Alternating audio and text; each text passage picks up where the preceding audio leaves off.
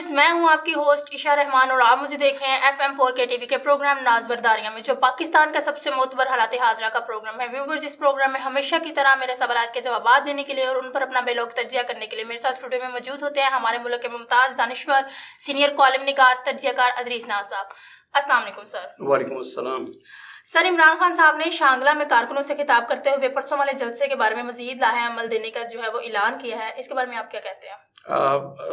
शाम में जो उन्होंने खिताब किया जी सर शांगला में, वहाँ पे उन्होंने कहा कि परसों के जलसे में मैं आइंदा का लाहे अमल दूंगा, यानी कि इस्लामाबाद लॉन्ग मार्च और धरने वगैरह का, और उसमें जो भी करना है। एक बात तो ये कि खान साहब ने इसलिए भी कहा कि उनके जलसे के फौरन बाद सुप्रीम कोर्ट में जो उनकी दायर करदा दरख्वास्त थी जो उन्होंने इस्लामाबाद लॉन्ग मार्च के लिए दी थी, और उन्हें इस्लामाबाद सुप्रीम कोर्ट से कहा था कि मुझे इस्लामाबाद में हुकूमत से कहा जाए कि पूरे मुल्क से मेरे कारकुनों को आने के लिए इजाज़त दी जाए, किसी किस्म की रुकावट ना हो और वहाँ पे धरने की इजाज़त दी जाए। तो सुप्रीम कोर्ट ने इतराज़ लगा के 3 इतराज़ात लगाए हैं उस पर, और वो दरख्वास्त वापस कर दी। एक तो सुप्रीम कोर्ट ने ये कहा कि हम इस पर पहले ही फैसला दे चुके हैं, और दूसरी बात यह कि आप किसी मुतलका फोरम पे गए नहीं, मतलब जो वहाँ की इंतज़ामिया है, ज़िली इंतज़ामिया और इस्लामाबाद की जो इंतज़ामिया है, आपने उनसे रजू नहीं किया, उन्होंने आपको वो जलसे से रोका नहीं है, कोई इतराज़ात नहीं लगाए, तो आप इस फोरम पे कैसे आ गए? तो ये बड़ी वैलिड बात है इस्लामाबाद सुप्रीम कोर्ट की, कि सुप्रीम कोर्ट ने कहा कि आप मुतलका फोरम के पास जाएं जब वो आपको मना करें, और जो इतराज़ात लगाएं फिर सुप्रीम कोर्ट वो देखे कि उन्होंने इतराज़ात जो लगाए हैं वो वैलिड हैं कि नहीं, फिर सुप्रीम कोर्ट उस पर अपना फैसला ले। तो ये तो हो गया खान साहब का। अब परसों उन्होंने क्या करना है, तो ये तो परसों देखेंगे हम, अभी तो वो सुप्रीम कोर्ट के पीछे बना ले रहे हैं। जो उन्होंने खिताब किया वहां पे इमरान खान साहब ने, हम उस पे बात करना चाहेंगे। एक तो ईशा, सबसे पहले तो उनका जो इस्लामी टच है उस पे बात करूंगा। उन्होंने इस जलसे को फिर इस्लामी टच देने की कोशिश किया, उसमें कुरान करीम की एक अपनी तरफ से एक आयत का तर्जमा पेश किया है, और उससे अंदाजा होता है कि इनका इस्लाम के साथ और कुरान के साथ कितना ताल्लुक है। और बड़े शर्म की बात है कि कब कंडे का पता नहीं है। और मैं ना इस मौके पे आपको बताऊं कि अजराह तफन्नुन ले लें, एक लतीफ़े के तौर पर, मेरे क्लास फेलो थे, उनका नाम तो रेहान था लेकिन हम उन्हें रेहान कुक्कड़ कहते थे। वो हर बात में ना चूंच लड़ाना शुरू कर देते थे, इसलिए उनका नाम ही हमने रेहान कुक्कड़ डाल दिया था। इसी तरह जैसे खान साहब इसको इस्लामी टाइज देते हैं ना, वो भी हर जगह पे इस्लामी टाइज देने के लिए कहते हैं अल्लाह ताला कुरान पाक में फरमाता है कि तुम ये ना किया करो, वो ना किया। तो जब हम उसे कहते हैं कि रेहान, अल्लाह ताला ने कुरान पाक में यहाँ कहाँ फरमाया है जो तुम कह रहे हो, तो अब वो जुज़बुज़ हो जाता, उसे पता नहीं होता था कि रेफरेंस कहाँ पे है। अब जाहिर है जितनी भी अच्छी बातें हैं वो कहीं ना कहीं तो उनका जिक्र है, जो झूठ ना बोलो ये वो, तो उसे कहते हैं ना रेहान कहाँ है कुरान पाक में जी जो तुम कह रहे हो कि चाय ठंडी करके पियो और ये करो वो करो, तो रेहान ये कहाँ लिखा है कुरान पाक में? तो फिर रेहान कुक्कड़ ने एक अजीब बात शुरू कर दी। उन्हें क्या, अल्लाह ताला कुरान पाक भी फरमांदा है तो उंज भी फरमांदा है। तो अब खान साहब को जब हम कहेंगे कि खान साहब अल्लाह ने कुरान पाक चीजें फरमाई, तो फिर उन्होंने नाले भी कहना कि अल्लाह ताला कुरान पाक में भी फरमांदा है, उंज भी फरमांदा है। एक तो उन्होंने इस्लामी टच देने की कोशिश की एज यूजुअल, जैसे वो इस्लामी टच देते और इस तरह से इमोशनली ब्लैकमेल करने। दूसरों ने अदबी टच देने की कोशिश की, और अल्लामा इकबाल की रूह तड़प उठी होगी, उन्हें इकबाल का शेर पढ़ना नहीं आ रहा। तो ये जो 2 टच देते हैं, इस्लामी टच और अदबी टच, पहले तो शर्म की बात है कि हमारी इस लेवल की क़यादत, जो बंदा मुल्क का वज़ीर आज़म रहा है, इस्लाम से भी दूरी का नतीजा है और लिटरेचर से भी, उर्दू लिटरेचर से भी उन्हें कुछ भी नहीं आता। और 4-5 किताबों के नाम रट लेने से, अगर यूरोप के 5-7 बंदों के नाम रट लेता हूँ, बड़े जो लिखने वाले थे वहां के, तो सिर्फ अपनी गुफ्तगू को ज्यादा भारी स्कील बनाने के लिए उनके नाम ले लिया करो, और लोग मुतासिर होंगे कि ये तो इतने नाम ले रहा है, पता नहीं इसने सबको पढ़ रखा है। तो उससे तो नहीं होता। आपको जब आप गुफ्तगू करते हैं तो अंदाजा हो जाता है कि सिर्फ बंदे ने जहनमन किसी को पढ़ा भी है कि नहीं। मुझे अफसोस है कि हमारे बड़े लीडर जनाब इमरान खान साहब ने अल्लामा इकबाल को भी नहीं पढ़ा, अपने कौमी शायर को भी, इसलिए आज तक उन्होंने। और दूसरा जो उन्होंने शुरू में नारा लगाया कि पाकिस्तान का मतलब क्या, ला इलाहा इल्लल्लाह नारा लगवाया उन्होंने। ईशा हैरान कुन बात, मेरे एक दोस्त ने कॉल करके ये बात कही है मुझे थोड़ी देर पहले। उसने कहा जी कि इमरान खान साहब ने पूरी जिंदगी जब भी कहा है ला इलाहा इल्लल्लाह, कभी उन्होंने मोहम्मद रसूलुल्लाह नहीं कहा। आप रिकॉर्ड पे है तो मुझे ला के दिखा, मैं जरूर इस पे सर्च करूंगा कि वाकई ऐसी बात है जो उसने कहा। उन्होंने कहा जी इन्होंने कभी मोहम्मद रसूलुल्लाह ने कहा, लेकिन इस बात का तो मुझे पूरी तरह से इल्म है कि सल्लल्लाहु अलैहि वसल्लम ये पूरी जिंदगी दुरुस्त नहीं कह सके, खातमुन नबीयीन दुरुस्त नहीं कह सके। बहुत सारी चीजें हैं जो ये बिल्कुल इनका प्रोनाउंसिएशन उस या जानबूझ के करते हैं। खातमुन नबीयीन तो ये आपको पता है जब हलफ ले रहे थे तो ये नहीं कह सके थे। तो जो इस्लामी टच देने की कोशिश करते हैं उससे पता चल जाता है कि ये सिर्फ टच देने की कोशिश कर रहे हैं, इनका इस्लाम से कोई इतना लगाव नहीं है, ना ही ये दीन से कोई इनका इतना गहरा लगाव है। इसी तरह लिटरेचर से आज पता चल गया कि इकबाल का नाम तो लेते हैं बार बार, لیکن اقبال سے بھی ان کا کوئی لگاؤ نہیں ہے. اچھا عائشہ, پوری تقریر جی. اور صرف انہیں کی نا, میں ساری قیادت پہ بات کروں گا. ہم ایک بدقسمت قوم ہے, پاکستانی قوم ایک بدقسمت قوم ہے. آپ شہباز شریف کی تقریریں جو ہے پچھلے 15 سال کی نکال کے دیکھ لیں, وہی بات ہوگی, میں نہیں کسی کو چھوڑوں گا, میں لوٹے ہوئے پیسے نکال لوں گا, مجھ پہ دھیلے کی کرپشن ثابت ہو گئی تو میرا نام شہباز شریف نہیں. یہ جذباتی چیزیں, میں اس قوم کے لیے کسی حد تک بھی جا سکتا ہوں. میں مہنگائی ختم کرنے کے لیے اپنے کپڑے بیچ دوں گا. اب انہوں نے کپڑے نہیں بیچے, 30 روپے کا ایٹم بم ہم پہ پیٹرول پمپ گرا دیا تو کپڑے نہیں بیچے انہوں نے. اگر ان کے کپڑے بیچنے سے یا ان کا گھر بیچنے سے یا شہباز شریف کی اپنی عقل اور خرد بیچنے سے اگر قوم کی جان چھوٹ سکتی تھی مہنگائی سے, تو شہباز شریف صاحب کو بیچ دینا چاہیے تھا. وہ سب کچھ بیچ دیتے, کیوں نہیں بیچ رہے؟ وہ ہمیں کس دلدل میں گھسیٹا ہے. اب عمران خان صاحب کی آپ تقریریں دیکھیں اور حالیہ تقریریں دیکھیں, ایک ہی تقریر ہے جو وہ پورے ملک میں کر رہے ہیں. نمبر 1, مجھے کیوں نکالا. نمبر 2, ادارے جو ہیں وہ کام نہیں کر رہے, یعنی کہ سارے غدار بیٹھے ہیں ان کے علاوہ. اچھا, میں نے یہ کر دینا تھا, میں نے وہ کر دینا تھا, مجھے موقع نہیں دیا گیا. تو یہ ساری تقریریں ہیں. عائشہ, میں ایک بات بڑے افسوس کے ساتھ کہوں کہ جتنا وین ان لوگوں کا ہے نا, اگر آپ کو وزیر اعظم پاکستان بنائے, میں اور پورے یقین کے ساتھ کہہ رہا ہوں, پوری قوم کے سامنے کہہ رہا ہوں, آپ کو وزیر اعظم بنا دیا جو, اور آپ سے کہا جائے کہ IMF سے جا کے آپ 20,000 ارب روپے لے آئیں اور ان سے ملک چلائیں, آپ کے لیے کوئی مشکل ہے؟ تو بھائی وین کہاں گیا آپ کا؟ آپ کو پتہ ہی نہیں ہے. قرضے اٹھا کے آپ ملک چلانے کی کوشش کر رہے ہیں. IMF سے آپ نے قرضے لیا, آج انہوں نے پھر کہا کہ یہ امریکہ کے غلام ہیں, یہ خود سے کوئی فیصلہ نہیں کر سکتے. تو آپ کیا تھے؟ آپ نے کون سا بڑا فیصلہ خود سے کیا؟ یہ پاکستانی قوم کا المیہ ہے کہ ہمیں لیڈرشپ نہیں. جو قحط و رجال کی ہم بات کرتے ہیں نا کہ یہاں قحط و رجال ہے, شرم کی بات ہے کہ ہمارے پاس شہباز شریف ہیں, شرم کی بات ہے کہ ہمارے لیڈر آصف علی زرداری ہیں, اس سے بھی زیادہ شرم کی بات ہے کہ یہ بندہ تبدیلی لا رہا تھا, نیا پاکستان بنا تھا, اب حقیقی آزادی کا جھانسا دے دیا. تو بھائی نیا پاکستان جو بنا تھا اس کا کیا بنا ہے؟ نیا پاکستان آپ نے کہیں بیچ دیا, اس کے تو آپ 3 ٹکڑے کرنے پہ تلے ہوئے ہیں کہ نیا پاکستان جو اس کے 3 ٹکڑے ہو جائیں گے. اب حقیقی آزادی کی طرف جا رہے ہیں, اور آزادی کس سے لینی ہے اس بات کی ابھی تک سمجھ نہیں آ رہی. یہ سپریم کورٹ سے آزادی چاہتے ہیں, یہ فوج سے آزادی چاہتے ہیں.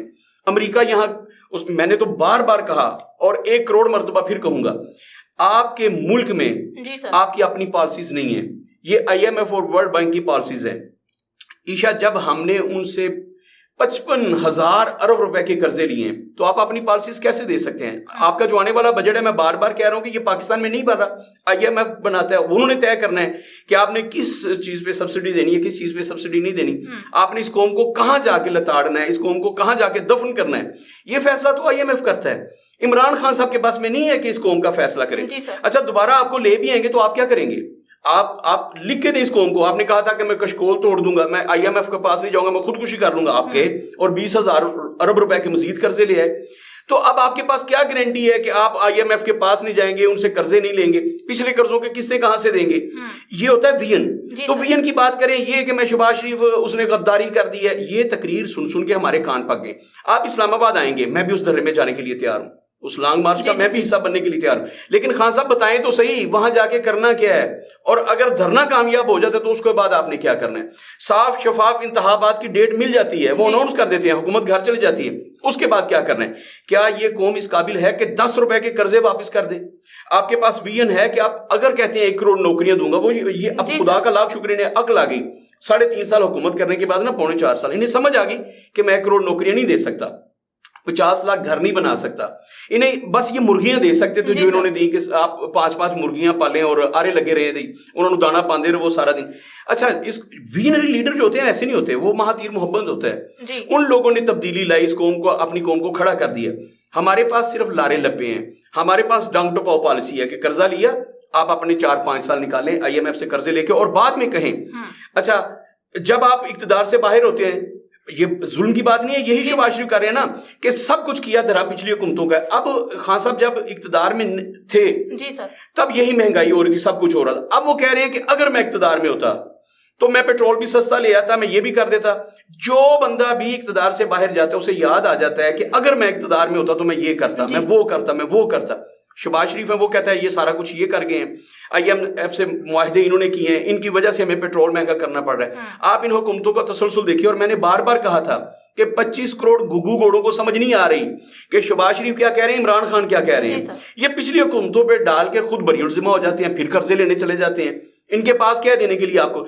اچھا, ہم خوش ہوتے ہیں, شہباز شریف نے کہا میں کپڑے بیچ کے آپ لوگوں کو روزگار دے دوں گا, میں آٹا سستا کر دوں گا, میں مہنگائی ختم کر دوں گا. جو نون لیگی تھے وہ بڑے خوش ہوئے, پٹواری بڑے خوش ہوئے کہ ہمارا لیڈر کتنا عظیم لیڈر ہے, وہ اپنے کپڑے بیچنے کے لیے تیار ہے. یہ ایک جذباتی نعرہ ہے. بھائی آپ کے کپڑے کتنے کے بک جائیں گے؟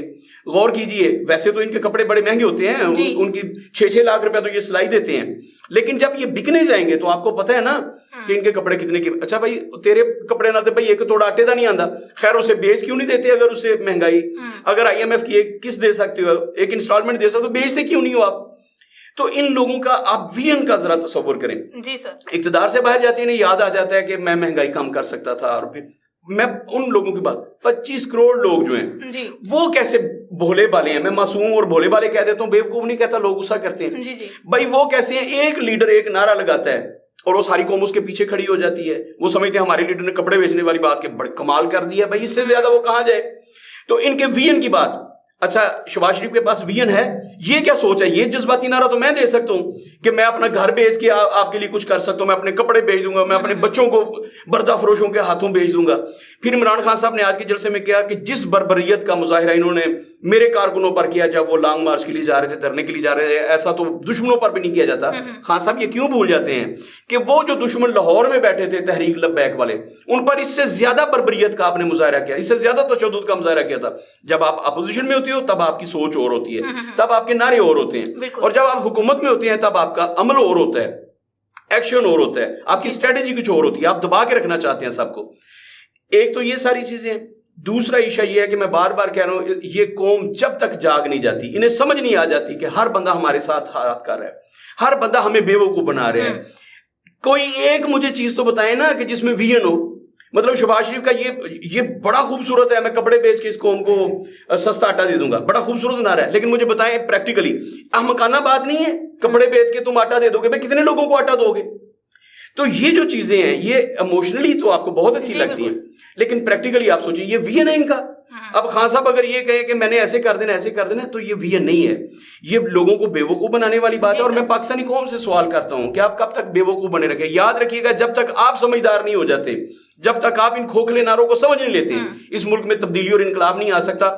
یہ جو حقیقی آزادی, نیا پاکستان, پرانا پاکستان, خوشحال پاکستان, اسلامی پاکستان, ریاست مدینہ, یہ سارے نعرے کھوکھلے ہیں جب تک اس عوام میں شعور نہیں آ جاتا. جب انہیں شعور آ جائے گا تب اس ملک میں مہنگائی بھی ختم ہو جائے گی.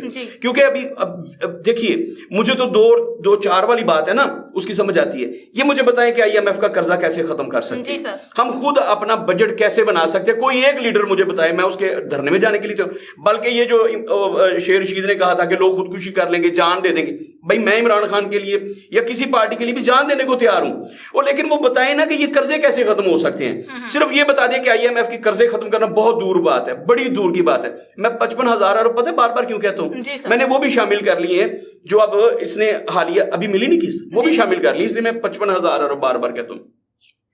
تو عشا وہ 55,000 پہلے ہی شامل کر لی نا. وہ پتہ ہے ایک بندہ سڑک پہ کوئی ایسی تقریر کر رہا تھا, تو ایک بندے نے کہا, اس نے کہا کہ میں تمہارے دانت توڑ دوں گا. تو پاس جو بندہ کھڑا تھا اس نے کہا بکواس کی, تو میں تمہارے 64 دانت توڑ دوں گا. اس نے کہا وہ تو 32 ہوتے ہیں, تم 64 گئے. اس نے کہا مجھے پتا تھا تم نے بھی بولنا ہے, اس لیے میں نے تمہارے بھی شامل کر لیے. تو میں نے شہباز شریف والا قرضہ بھی اس میں شامل کر لی. اس لیے بار بار جب کہتا ہوں نا 55, یہ نہیں کہ مجھے پتا نہیں پاکستان کے قرضے کتنے. اچھا, تو میں عرض کر رہا تھا کہ جب تک عوام میں شعور بیدار نہیں ہو جاتا, عوام یہ نہیں سمجھنے لگ جاتے کہ ہمارے ساتھ دھوکہ ہو رہا ہے, یہ سارے کے سارے مداری گر ہیں. آپ کو پتا ہے وہ ایک پرانے وقتوں میں بہروپی آتا تھا, اس کے اصل شکل کچھ اور ہوتی تھی, اس نے اوپر بہروپ.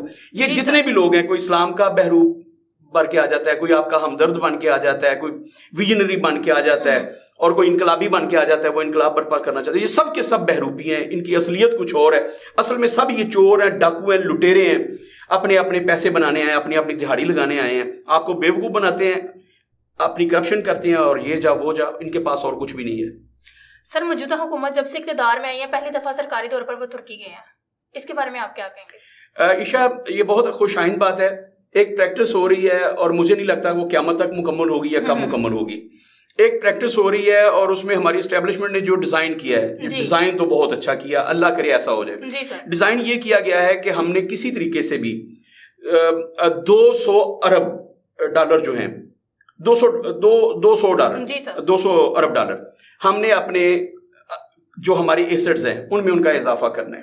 اس وقت آپ کو پتہ ہے نا, ہم یوں کہہ لیجئے کہ 22 سے 28 ارب ڈالر کے قریب ہمارے ایسٹس ہوتے ہیں, وہ کم ہوتے رہتے ہیں, زیادہ ہوتے رہتے ہیں. وہ ہیں, ان کو یہ لے کے جانا ہے 200 ارب ڈالر سے اوپر. اس کے لیے یہ دورے کر رہے ہیں مختلف ممالک کے, اور اس میں اعتماد میں لے رہے ہیں. باقی چھوٹی چھوٹی چیزیں تو چلتی رہتی ہیں نا, کہ کسی سے آپ نے قرض مانگ لیا, کسی سے امداد مانگ لی, خیر سگالی کے دورے کیے وغیرہ وغیرہ. لیکن جو پریکٹس ہو رہی ہے نا, اسٹیبلشمنٹ اس پہ فوکس کیا انہوں نے کہ اس ملک کو ہم ایک دلدل سے نکالیں. تو اس کو 200 ارب ڈالر جو ہے نا وہ اپنے ایسٹس میں شامل کرنا چاہتے ہیں, مختلف ممالک میں جا کے ان سے مدد لے کے. اگر ایسا ہو جاتا ہے, ایسا ہوتا ہوا, میں نے کہا کہ یہ خواب ہے, پتہ نہیں کب پورا ہوگا اس قوم کا, لیکن اگر ایسا ہو جاتا ہے تو یہ جو دورے ہیں چائنا کے, ترکی کے, رشیا کے, امریکہ نہیں چاہے گا کہ یہ کامیابی ہوں, یاد رکھیے گا. لیکن اگر ایسا ہو جاتا ہے تو پاکستان لگتا ہے کہ بحرانوں سے نکل آئے گا. یہ جو حالیہ ترکی کا دورہ ہے, یہ ایک تو اس کی کڑی ہے, اور دوسرا وہ جو خواب ہے کہ ایشیا کے جو طاقتور ممالک ہیں وہ سارے قریب آ جائے, جن میں چائنا ہے, رشیا ہے, اور ترکی ہے, سعودی عرب ہے. تو یہ سارے عرب ممالک اور پاکستان یہ سارے قریب ہو جائیں, ایک بڑا بلاک بنے. یہ خواب ہے, اور مجھے نہیں لگ رہا کہ یہ خواب میری زندگی میں پورا ہو. لیکن اللہ سے دعا کرنی چاہیے. اب دورہ کیا ہے شہباز شریف نے, تو اللہ سے دعا کرنی چاہیے کہ اے پروردگار, ہم نے ڈائریکشن ایک بنا کے دی ہے, جس نے بھی ہمیں بنا کے دی ہے, بڑی خوبصورت ڈائریکشن ہے. اللہ کرے کہ یہ کامیاب ہو جائے تاکہ پاکستانی ان بحرانوں سے, اس دلدل سے باہر نکلے جس میں ہم دھنسے ہوئے ہیں.